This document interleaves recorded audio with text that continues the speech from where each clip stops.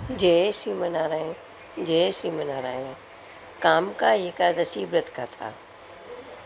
काम का एकादशी का व्रत बहुत उत्तम है।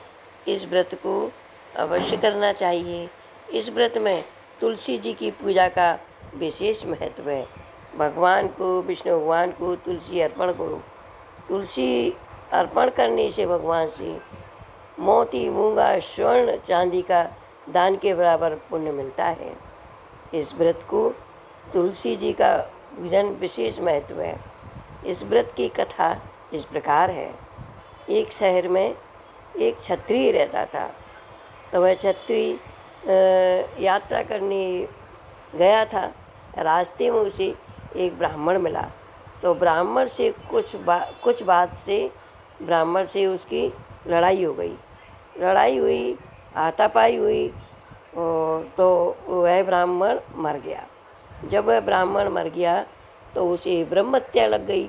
तो सब कहने लगे, सारे गांव वाले कहने लगे, इस ये क्षत्रिय तो अपवित्र हो गया, इसे ब्रह्म हत्या लग गई। सब ने उसके हाथ से, अब वह बोला तो मैं क्या करूं? तो बोला कि मैं इस ब्राह्मण की विधि विधान के अनुसार खूब पैसा खर्च करके इसका दाह संस्कार करवाता हूँ। सारे ब्राह्मणों से उसने कहा। तो सारे ब्राह्मण बोले, नहीं, हम तो तेरे को शामिल भी नहीं होने देंगे इसकी अंतिम यात्रा में। नहीं, तेरा पानी तक नहीं लेंगे तेरे यहाँ का, तू तो ब्रह्म हत्यारा है। तो वो बड़ा उदास हुआ सब ब्राह्मणों से। तब वो बोला, मैं क्या करूं? सबरे पंडित बुलाए, सब बुलाए। तो सब बोले कि ऐसा करो कि तू सावन मास की कृष्ण पक्ष की एकादशी का व्रत करना, उससे तुम्हारे सारे पाप नष्ट हो जाएंगे। फिर उसने श्रावण मास के कृष्ण पक्ष की एकादशी का व्रत किया और एकादशी के दिन ब्राह्मणों को फलाहार कराया और विधि विधान के अनुसार दूसरे दिन उनको भोजन कराया और फिर उनकी पूजा की, विष्णु भगवान की पूजा की, तुलसी पत्र चढ़ाए, तुलसी जी की पूजा की, विधि विधान के अनुसार और व्रत किया उसने श्रद्धा भाव से। और उसी रात उसको विष्णु भगवान ने रात में स्वप्न दिया, हे क्षत्रिय, तेरा व्रत से हम अति प्रसन्न हैं। तूने व्रत किया, तू आज ब्रह्म हत्या से मुक्त हो गया। उसी दिन से काम का एकादशी का व्रत ब्रह्म हत्या के पाप को भी नष्ट करता है। काम का एकादशी का व्रत अवश्य करना चाहिए। इस दिन विष्णु भगवान की पूजा, विष्णु भगवान पर तुलसी अर्पण का विशेष महत्व है। भगवान पर तुलसी अर्पण जरूर करें, अवश्य करें। इसकी कथा इसी प्रकार है। इसकी कथा एक और है। एक जगह तुलसी जी ने अवतार लिया लड़की का। तो तुलसी जी हिमालय पे सब जगह घूम रही। तो वहाँ पर देखा उन्होंने गणेश जी तपस्या कर रहे थे।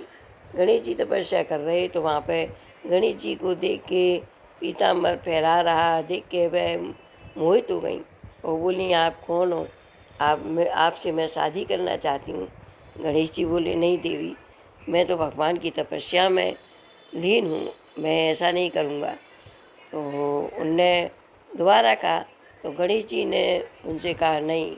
तो वह तुलसी जी ने उनको श्राप दे दिया, जाओ, तुम मुझसे शादी नहीं करोगे तो तुम्हारी दो पत्नी के स्वामी बनोगे तुम। फिर गणेश जी की हंसी करने लगी, सूंड सुड़ा रहे हो, ऐसे हो। तो गणेश जी ने उनको श्राप दे दिया, तुम मेरी पूजा में कभी नहीं आओगी और एक तुम राक्षस की पत्नी बनोगी। उसने फिर प्रार्थना करी गणेश जी से, मुझे इस श्राप से मुक्त कर दो। तो फिर प्रसन्न होकर गणेश जी ने कहा कि तुम विष्णु भगवान की अति प्रिय होगी और विष्णु भगवान बिना तुम्हारे भोग नहीं लेंगे और तुम जब विष्णु भगवान पर चढ़ोगी जब ही तुमको पूर्ण पूजा का फल मिलेगा। भगवान ने विष्णु ने यह वरदान दे दिया। उसी दिन से तुलसी जी गणेश जी पर नहीं चढ़ती और विष्णु भगवान की अति प्रिय हैं।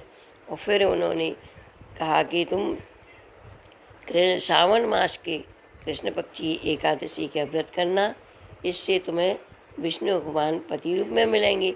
उन्होंने श्रावण मास के कृष्ण पक्ष की एकादशी का व्रत किया विष्णु भगवान को पति रूप में स्वीकार किया। जय श्रीमन नारायण, जय श्रीमन नारायण।